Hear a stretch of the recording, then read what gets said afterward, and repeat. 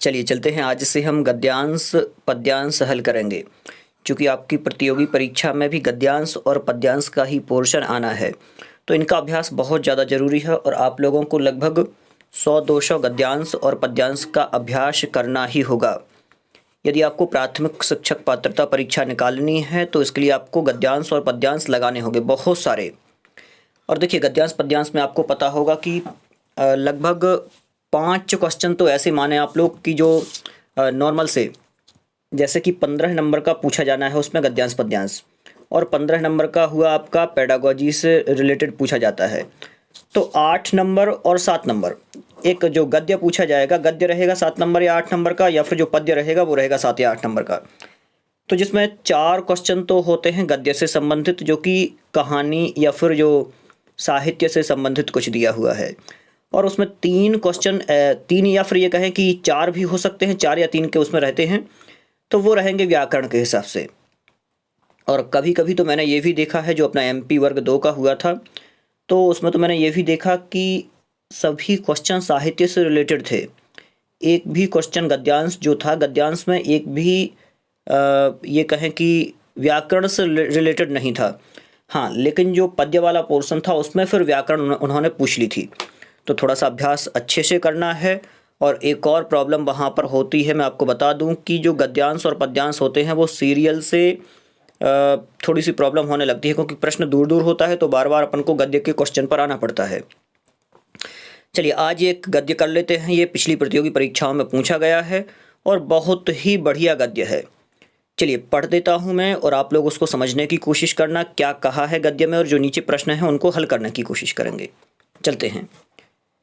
जनता के साहित्य, ध्यान से, जनता के साहित्य का अर्थ जनता को तुरंत ही समझ में आने वाले साहित्य से हरगिज नहीं है। एक एक शब्द को ध्यान से देखते चले। जनता के साहित्य का अर्थ जनता को तुरंत ही समझ में आने वाले साहित्य से हरगिज नहीं है।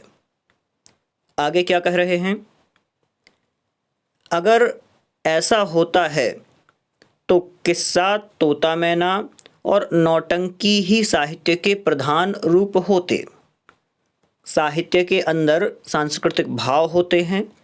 सांस्कृतिक भावों को पाने के लिए बुलंदी, बारीकी और खूबसूरती को पाने के लिए, उस असलियत को पाने के लिए उसका नक्शा साहित्य में रहता है। सुनने या पढ़ने वालों की कुछ स्थिति अपेक्षित होती है। वह स्थिति है उसकी शिक्षा, उसके मन में सांस्कृतिक परिष्कार, उसके मन में सांस्कृतिक परिष्कार की, जबकि साहित्य का उद्देश्य सांस्कृतिक परिष्कार है। देखिए, ये आप मन में ही डॉट करते जाएं कि यहाँ पर जो बोला कि साहित्य का उद्देश्य सांस्कृतिक परिष्कार है, तो ये प्रश्न बन सकता है। ऐसे बहुत सारे डॉट आप नीचे लगाते चलें जो भी आप गद्य देख रहे हों। तो और क्या कहा था यहाँ पर? साहित्य के अंदर सांस्कृतिक भाव होता है और सांस्कृतिक भावों को पाने के लिए, बुलंदी, बारीकी और खूबसूरती को पाने के लिए असलियत, इस प्रकार से जो ये कहा, एक एक शब्द को डॉट करते चलें। अब चलेंगे अपन प्रश्नोत्तर पर कि प्रश्न क्या क्या यहाँ पर पूछे जाने हैं। चलिए देखते हैं आगे। उपर्युक्त जो कि गद्यांश दिया हुआ है, उपर्युक्त गद्यांश का उचित शीर्षक दीजिए। जो ये ऊपर गद्यांश दिया हुआ है, इस गद्यांश का उचित शीर्षक क्या है ये आपको बताना है। ऑप्शन देख लेते हैं पहले क्या दिए हुए हैं। ऑप्शन में दिया है नौटंकी साहित्य प्रधान। शीर्षक जो है वो नौटंकी साहित्य प्रधान शीर्षक है इसका, पहला कह रहे हैं। आगे चलते हैं दूसरे वाले पर। दूसरा ऑप्शन सांस्कृतिक भाव, केवल सांस्कृतिक भाव इसका शीर्षक है। या फिर जनता के साहित्य का अर्थ। तो देखिए, आप लोगों को भी स्वयं इनके उत्तर अपने मन से यहाँ पर देने की कोशिश करना है। आगे मानसिक परिष्कार। तो प्रश्न क्या दिया है? गद्यांश का उचित शीर्षक क्या है, क्या चर्चा की गई है गद्यांश के अंदर? तो सही क्या होगा? जनता के साहित्य का अर्थ। जनता के साहित्य का अर्थ, ये रहेगा सही उत्तर। तो जो पहले नंबर का है सी रहेगा सही आंसर। और यही इसका मुख्य शीर्षक है। आगे चलते हैं अगले प्रश्न पर। साहित्य के अंदर होता है, क्या होता है साहित्य के अंदर, ये आपको बताना है। आखिर क्या होता है साहित्य के अंदर? सांस्कृतिक भाव निहित होते हैं। अपन ने टिक मार्क किया था ऊपर, तो आपको टिक मार्क पर भी देख लेना है कि सांस्कृतिक भाव होते हैं। ये मिला भी था अपन को। आगे देख लेते हैं और ऑप्शन जो हैं, खूबसूरती निहित होती है या फिर मानसिक परिष्कार निहित होता है, मानसिक परिष्कार, या इनमें से कोई नहीं।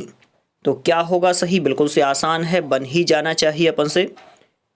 क्या सही है बताएं आप लोग? सांस्कृतिक भाव, बिल्कुल जो पहले नंबर पर दिया हुआ है, सांस्कृतिक भाव निहित होते हैं। मैं थोड़ा सा इसलिए रुक गया कि आप लोगों के मन के विचार ले लूं कि हाँ कहीं कुछ गड़बड़ तो नहीं आप लोग सोचने लगे। बिल्कुल, तो इस प्रकार से ये रहेगा सही। आगे चलते हैं तीसरे प्रश्न पर। बहुत ही आसान प्रश्न पूछे जाते हैं और इस प्रकार के प्रश्नों से आपका एक तो मनोबल भी बढ़ेगा और बहुत अभ्यास आपका अच्छा रहेगा। हाँ, यहाँ पर जो प्रश्न दिया हुआ है तीसरे नंबर वाला, क्या दिया है? जनता के साहित्य का क्या अर्थ है? देखिए, जनता के साहित्य का क्या अर्थ है ये आपको बताना है। अब आपने जब गद्य यदि अच्छे से पढ़ा होगा तो आप ये सब कुछ बता पाएंगे कि क्या अर्थ होगा। पहला दिया है सांस्कृतिक भावों को पाने की सूक्ष्म पहचान। सांस्कृतिक भावों को पाने की सूक्ष्म पहचान, हाँ बिल्कुल ठीक है। ये जो पंक्ति दी हुई है ये गद्यांश में अपन को मिली भी थी कि सांस्कृतिक भावों को पाने की सूक्ष्म पहचान। यदि अपन फर्स्ट पेज पर जाएं तो वहाँ पर आप लोग ये देख पाएंगे कि हाँ ये लिखा था, सांस्कृतिक भावों को पाने के लिए बुलंदी, बारीकी, ये सब लिखा हुआ था। और आगे चलते हैं। दूसरा था सांस्कृतिक परिष्कार की स्थिति को प्राप्त करने वाला साहित्य, हाँ ये भी था। तो दो तो सही हो गए, और जब दो सही हो गए तो फिर उपर्युक्त सभी वाला ऑप्शन चयन करना होता है। मानसिक परिष्कार की स्थिति को प्राप्त कराने वाला या फिर करने वाला, तो मानसिक परिष्कार अपन को ये भी देख लेना है कि हाँ, तो सांस्कृतिक परिष्कार भी दिया है। मानसिक परिष्कार को प्राप्त कराने वाली स्थिति, बिल्कुल ठीक है, ये भी दिया हुआ है। कहाँ पर दिया है? यहाँ पर दिया है, मानसिक परिष्कार है, तो ये भी सही हो जाता है। तो लगभग इससे पता चलता है कि हाँ, अब हम सटीक आंसर पर जाने वाले हैं। मतलब कि जो उपर्युक्त सही ऑप्शन है यहाँ पर दिया हुआ है, उपर्युक्त सही वाला आंसर करेक्ट हो जाएगा। तो जो ये दिया हुआ है डी नंबर वाला, ये रहेगा हमारा सही उत्तर। बिल्कुल से आसान है, कोई प्रॉब्लम नहीं है उत्तर में। आगे चलते हैं। अगला प्रश्न है जो कि अंतिम प्रश्न तो ना कहें, चौथा प्रश्न है, साहित्य का क्या उद्देश्य है? साहित्य का उद्देश्य बताना है। और देखें, आपको एक चीज़ और बता दूं, आपने जो गद्य में पढ़ा है उसी को देख करके उत्तर देना है। यदि उसमें कहा है कि ये चीज़ ऐसी है तो आपको वैसा ही देना है। अपने मन से कुछ भी लगाने की कोशिश नहीं करना है, या आप हमेशा याद रखें, क्योंकि वहाँ पर सटीक चीज़ें ही पूछी जाती हैं कि जिससे हम भ्रमित हों, और भ्रमित नहीं होना है। जो चीज़ गलत दी हुई है गद्य में तो अपन को गलत पर टिक करना है, यदि सही दी हुई है तो सही पर टिक करना है, ये आपको याद रखना है, क्योंकि गद्यांश ऐसे ही बनाए जाते हैं। आगे चलते हैं। दिया क्या है? साहित्य का उद्देश्य। तो आपको साहित्य का उद्देश्य बताना है। समझ में आ जाना, समझ में आ जाना साहित्य का उद्देश्य। दूसरा दिया है मानसिक परिष्कार। देखिए यहाँ थोड़ा सा मिसप्रिंट है, कौन कौन से परिष्कार यहाँ पर थे? दो प्रकार के, सांस्कृतिक और मानसिक परिष्कार लगा लें। यहाँ पर मिसप्रिंट हुआ है थोड़ा सा, सांस्कृतिक और मानसिक परिष्कार कर लें। और दिया है ना, तो मानसिक और सांस्कृतिक परिष्कार मैं यहाँ पर लिख भी देता हूँ। सांस्कृतिक परिष्कार, सांस्कृतिक परिष्कार। आगे दिया है शिक्षा, फिर दिया है इनमें से कोई नहीं। तो क्या होगा सही? यही साहित्य का जो यहाँ जो गद्य दिया हुआ है, इस गद्य में जो साहित्य का उद्देश्य है वो यही है, तो ये सही हो जाएगा। और आप लोगों को एक चीज़ और बता दूं, आपका गद्य पद्य में एक भी नंबर नहीं कटना चाहिए, चाहे कितना भी कुछ हो जाए। गद्य पद्य एक ऐसे अंक होते हैं जो आपकी मेरिट बनाने वाले होते हैं, आपको बहुत ज़्यादा आगे ले जाने वाले होते हैं। क्योंकि आपके जो नंबर कटने हैं वो आगे पेडागोजी उसके लिए तैयार खड़ी है। और ये 15 नंबर जो हैं इसमें से मुश्किल से एक नंबर कट जाए तो वो बहुत है। और यदि आप 3-3, 4-4, 5-5 अंक इसमें कटा देंगे तो बहुत ज़्यादा दिक्कत हो जाएगी, क्योंकि पेडागोजी में कवर करना है फिर। और आपको 30 में से ये कहें कि 25, 24, 22 इतने लाना ही होंगे, तो आपको निरंतर अभ्यास करना है। ये सही हो गया। अब आगे चलते हैं।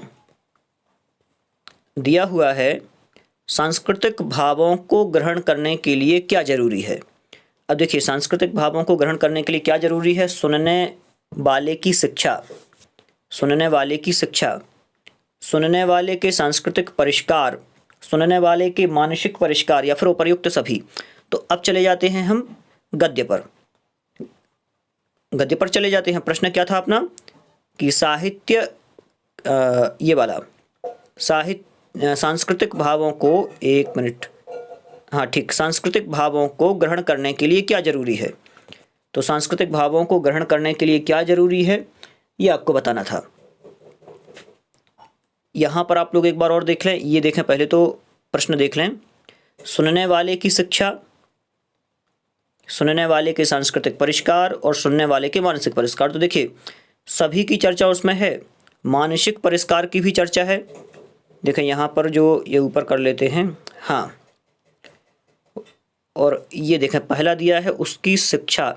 सुनने वाला, देखिए ये है ना, सुनने वाला लिखा है। सुनने वाले या पढ़ने वाले की कुछ स्थिति अपेक्षित होती है, वह स्थिति क्या है, तो वो स्थिति यहाँ पर बताई है। ठीक, वो स्थिति यहाँ पर बताई गई है। कौन कौन सी स्थिति है तो एक आप देख लें ध्यान से, एक एक स्थितियों के बारे में बताया है। उसकी शिक्षा पहला ऑप्शन में था, आपने देखा होगा अभी। दूसरा क्या है, उसके मन के सांस्कृतिक परिष्कार। ठीक, तो मन के सांस्कृतिक परिष्कार, उसकी शिक्षा। देख लें एक बार और, प्रश्न देख लेते हैं अपन क्या था। ऐसे ही करके आपको लगाना है वहां पर गद्य पद्य। और सुनने वाले के मानसिक परिष्कार, जो अंत में पॉइंट दिया हुआ है वो।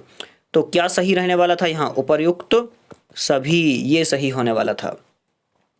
और यहाँ जो ये गद्य पूछा गया था इसमें केवल 5 ही प्रश्न थे टोटल, और टोटल 5 प्रश्न पूछे गए थे इस गद्य में। तो आप लोग याद रखें, कभी कभी ऐसा भी होता है कि जो आपकी 6 से लेकर के और 12th तक की बुक हैं, और आपको तो 1 से लेकर के, कक्षा 1 से लेकर के और 10th तक की बुक्स पढ़नी ही पढ़नी हैं।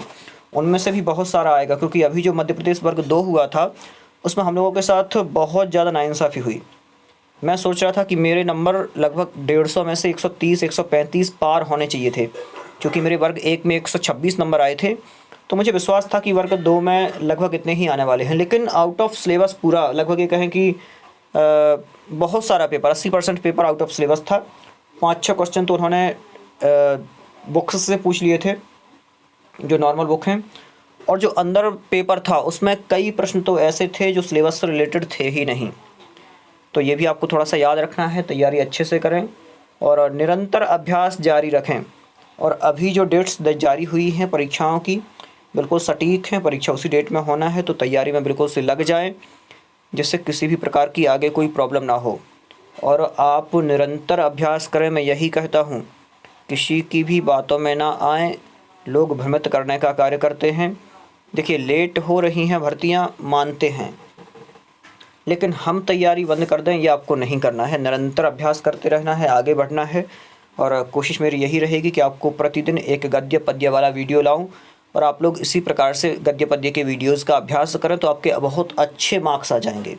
बहुत बहुत धन्यवाद आप सभी को। और आप ये वीडियो अपने मित्रों को भी शेयर करें, और आप भी चैनल को सब्सक्राइब कर लें, जिससे अगले जो भी वीडियो हों वो आपके पास पहुँच जाएँ। बहुत बहुत धन्यवाद आप सभी का।